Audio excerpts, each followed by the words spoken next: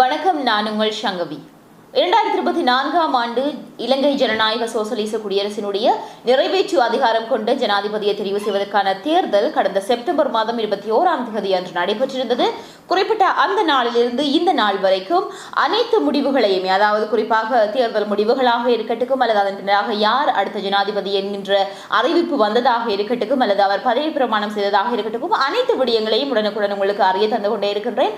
அந்த வகையில் இறுதியாக நான் ஒரு காணொலி ஒன்று பதிவிட்டிருந்தேன். அதாவது யார் இந்த அனுர என்கின்ற விடயத்தை உங்களுக்கு அறிய வேண்டுமானால், அந்த ஒரு காணொலி நான் உங்களுக்கு பதிவிட வேண்டுமானால் நீங்கள் ஆம் என்று உங்களுடைய கருத்துக்களை பதிவிடுங்கள், நான் நிச்சயமாக தருகின்றேன் அப்படின்னு சொல்லி, அந்த வகையில் நான் சற்றும் எதிர்பார்க்காத விதமாக உங்களுடைய பெரும்பாலானவர்கள் என்றதை விட சகலருமே நீங்கள் அதனை பதிவிட்டே ஆக வேண்டும் என்கின்ற மாதிரியாக சொல்லியிருந்தீர்கள். ஆகவே நிச்சயமாக இன்று இரவுக்குள் நீங்கள் அந்த காணொலியை எதிர்பார்க்கலாம். நான் இந்த காணொலியிலே என்னுடைய சேனலிலே நான் அதனை பதிவேற்றுகின்றேன். அந்த வகையில் அவற்றை உடனுக்குடன் நீங்கள் பார்க்க வேண்டும் என்றால் தொடர்ந்தும் நீங்கள் சங்கபீதி ஐகான் சேனலை சப்ஸ்கிரைப் செய்து பக்கத்தில் இருக்கக்கூடிய பெல் பட்டனையும் கிளிக் செய்து ஆல் என்கின்ற ஆப்ஷனை வைத்துக் கொள்ளுங்கள். அப்பதான் நான் போடுகின்ற அனைத்து காணொலிகளையும் உடனுக்குடன் உங்களால் பார்க்கக்கூடியதாக இருக்கும். தற்பொழுது நான் உங்களுக்கு சொல்ல வந்த விடயம் என்னவென்று சொன்னால், குறிப்பாக தற்பொழுது இருக்கக்கூடிய ஜனாதிபதி அனுரகுமார் திசாநாயக்க அவர்கள் பதவிக்கு வந்ததுமே நிறைய மாற்றங்களை அவர் அதிரடியாக உருவாக்கி கொண்டிருக்கின்றார். அதாவது அதிரடியாக உருவாக்கி கொண்டிருக்கிறார் என்பதை விட நிறையவற்றை செயல்படுத்தி கொண்டிருக்கின்றார். அவற்றை நாங்கள்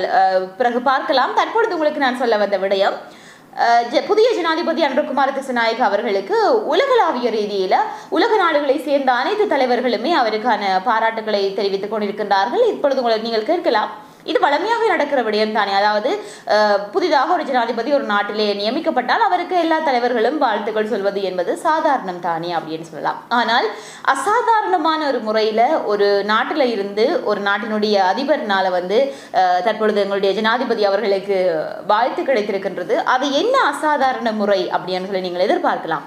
அதாவது பிரான்ஸ் ஜனாதிபதியான இம்மானுவேல் மெக்ரோன் பார்த்தீங்கன்னு சொன்னால் தன்னுடைய உத்தியோகபூர்வ முகநூல் பக்கத்தில், அதாவது மெட்டா நிறுவனத்தினால உறுதிப்படுத்தப்பட்ட அவருடைய முகநூல் பக்கம் அது, அந்த முகநூல் பக்கத்தில் அனுரகுமார் திசாநாயக்க அவர்களுக்கு வாழ்த்து தெரிவித்திருக்கின்றார். ஒருவேளை அவர் முகநூல் பக்கத்தில் தெரிவித்ததை தான் நீங்கள் சொல்லுகின்றீர்களா என்று கூட நீங்கள் கேட்கலாம். அந்த முக்கியமான விடயம், அந்த அசாதாரண விடயம் என்பது அவர் வாழ்த்து தெரிவித்தது எங்களினுடைய தாய்மொழியான தமிழ் மொழியில அவர் வாழ்த்து தெரிவித்திருக்கிறார். உங்களுக்கு தெரியும், இலங்கையை பொறுத்த வரைக்கும் பல காலங்களாக பல ஆண்டுகளாக ஒரு சிங்கள பௌத்த நாடு அப்படின்னு சொல்லித்தான் சொல்லி கேட்டிருப்போம். அந்த வகையில ஒரு சிங்களம் பேசக்கூடிய ஒருவர் எங்களுடைய நாட்டுக்கு ஜனாதிபதியாக இருக்கின்றார். இது காலகாலமாக நடக்கக்கூடிய ஒரு விடயம். ஆனால் அந்த ஜனாதிபதிக்கு ஒரு பிரான்ஸ் நாட்டிலே வாழக்கூடிய ஒரு ஜனாதிபதி, அதுவும் அவருடைய தாய்மொழி கூட தமிழ் கிடையாது. ஆனால் அவர் தமிழ் மொழியிலே எங்களினுடைய ஜனாதிபதிக்கு வாழ்த்து தெரிவித்தது என்பது நிச்சயமாக எங்களினுடைய தாய்மொழி தமிழுக்கு கிடைத்த ஒரு மதிப்பும் ஒரு பெருமையுமான ஒரு விடயமாகத்தான் நாங்கள் பார்க்க வேண்டி இருக்கின்றது. அந்த வகையில் அவர் தமிழினை தொடர்ந்து ஆங்கிலத்திலையுமே அவர் பதிவிட்டிருக்கின்றார் அந்த வாழ்த்து செய்தியை. அந்த பதிவில் அவர் குறிப்பிட்டிருக்கிற விடயம் என்ன அப்படின்னு சொல்லி நான் உங்களுக்கு சொல்லுகின்றேன். இலங்கை மக்கள் அன்பு நண்பர்களே, உங்கள் ஜனாதிபதி தேர்தலின் முன்னுதாரணமாக நடப்பது உங்கள் நாட்டின் ஜனநாயகத்தின் உயிர்த்தன்மையின் சக்தி வாய்ந்த அறிகுறியாகும்.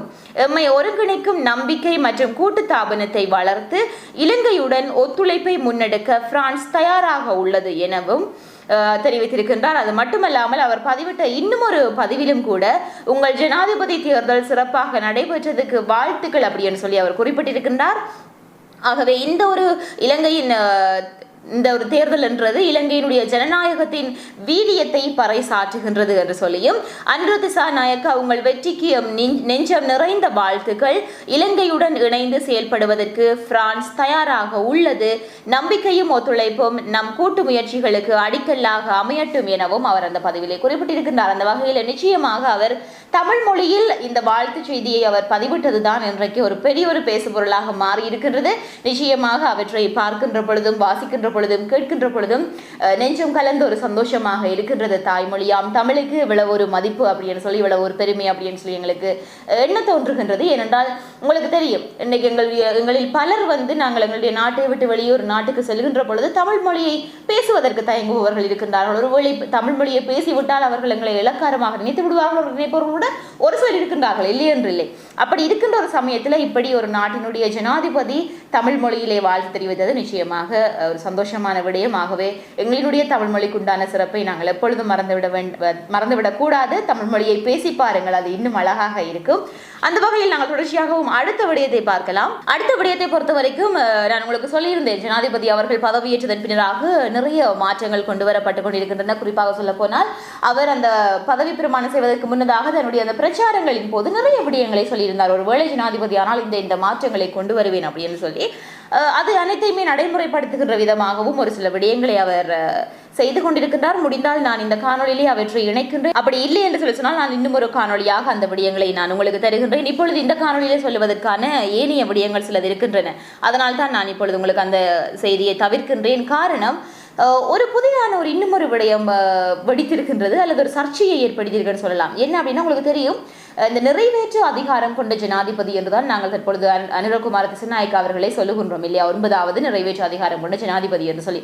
ஆனால் அனுரகுமாரவே இலங்கையினுடைய கடைசி ஜனாதிபதி அப்படின்னு சொன்னதுமே நீங்கள் நினைக்கக்கூடாது, அப்ப இனிமேல் ஜனாதிபதி தேர்தலே இல்லையா அப்படின்னு சொல்லி. ஆனால் அனுரகுமார திசாநாயக்க அவர்கள் தான் இறுதி நிறைவேற்று அதிகாரம் கொண்ட ஜனாதிபதி அப்படின்னு சொல்லி ஒரு புதிய ஒரு கருத்து ஒன்று வழியாக இருக்கின்றது. அதுதான் சர்ச்சையை ஏற்படுத்தி இருக்கின்றது. இந்த சர்ச்சையை ஏற்படுத்திய நபர் யார் அப்படின்னு பார்த்தீங்கன்னா, இந்த ஒரு இலங்கையின் புதிய ஜனாதிபதியான அனுரகுமார திசாநாயக்கவினுடைய அரசாங்கத்தின் முன்னுரிமை நிறைவேற்று ஜனாதிபதி முறைமையை நீக்குவதே என தேசிய மக்கள் சக்தியின் தேசிய நிறைவேற்று உறுப்பினர் சுனில் ஹந்துன்னெத்தி தெரிவித்திருக்கின்றார். ஆகவே அந்த வகையில் தேசிய மக்கள் சக்தியினுடைய தேசிய நிறைவேற்று உறுப்பினரான சுனில் ஹந்துன்னெத்தி தான் தெரிவித்திருக்கின்றார். அதாவது இந்த நிறைவேற்று ஜனாதிபதி முறைமையை நீக்குவதுதான் தங்களினுடைய முன்னுரிமையான ஒரு விடயம் என்கின்ற மாதிரியாக சொல்லியிருக்கின்றார். கொழும்பில் நடைபெற்ற ஊடக சந்திப்பில் தான் அவர் இதனை தெரிவித்திருக்கின்றார். அது மட்டுமல்லாமல் பார்த்தீங்கன்னு சொன்னால்,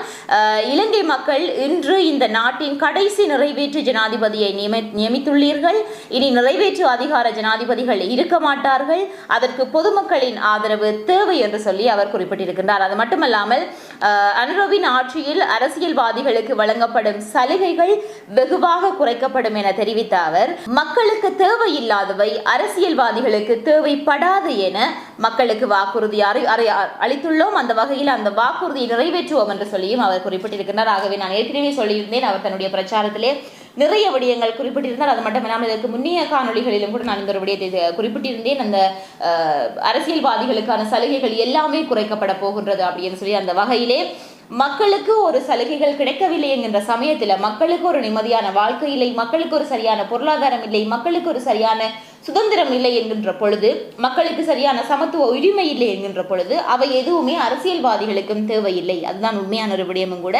அந்த விதத்தில் அவர்களுக்கான சலுகைகள் என்பது இன்னும் நன்றாகவே குறைக்கப்படும் என்றதை அவர் இங்கே தெரிவித்திருக்கிறார். அந்த வகையில் உண்மைக்குமே அவர் சொல்வது போன்று அனுரகுமார திசாநாயக்க அவர்கள் தான் எங்களுடைய நாட்டின் இறுதி நிறைவேற்று அதிகாரம் கொண்ட ஜனாதிபதியாக இருப்பாரானால் என்னென்ன மாற்றங்கள் உருவாகும் என்றதை நிச்சயமாக சொல்ல முடியாது. அதே சமயம் இவர் இப்பொழுது சொன்னது போன்று அனுரகுமார திசாநாயக்க அவர்கள் இதனை நடைமுறைப்படுத்துவாரா என்றதிலையும் நாங்கள் உத்தியோகபூர்வமாக எதையுமே சொல்லிவிட முடியாது. அவர் தன்னுடைய ஊடக சந்திப்பின் பொழுது இதை தெரிவித்திருக்கின்றார். ஆனால் இது எந்த அளவுக்கு நடைமுறைப்படுத்தப்படும் என்பதை நாங்கள் சொல்லிவிட முடியாது. அந்த வகையில் இப்பொழுது நான் உங்களுக்கு வைக்கக்கூடிய ஒரு கேள்வி என்ன அப்படி என்றால், ஒருவேளை அனுரகுமார திசாநாயக்க அவர்கள்தான் இந்த நாட்டினுடைய இறுதி நிறைவேற்று அதிகாரம் கொண்ட ஜனாதிபதியாக இருப்பாரானால், இவர்கள் சொன்னது போன்று அது நடைமுறைப்படுத்தப்படுமானால் அதனால் ஏற்படக்கூடிய பாதகமான விளைவுகள் என்ன, சாதகமான விளைவுகள் என்ன, அல்லது பாதகம் அதிகமாக இருக்குமா, சாதகம் அதிகமாக இருக்குமா என்றதை கருத்திலே பதிவிட மறந்து விடாதீர்கள். இந்த காணொலியை தொடர்ந்து இன்னும் 2 காணொலிகள் உங்களுக்காக காத்து கொண்டிருக்கின்றன. முக்கியமான சில விடயங்கள், ஈஸ்டர் குண்டு தாக்குதலை பற்றிய ஒரு முக்கியமான விடயமும் கூட. ஆகவே தொடர்ச்சியாகவும் நீங்கள் இணைந்திருங்கள். மறக்காமல் சங்கவீதி ஐகான் சேனலை சப்ஸ்கிரைப் செய்து இணைந்திருப்பதனூடாக உடனுக்குடன் அனைத்து செய்திகளையும் அறிந்து கொள்ளக்கூடியதாக இருக்கும். வணக்கம்.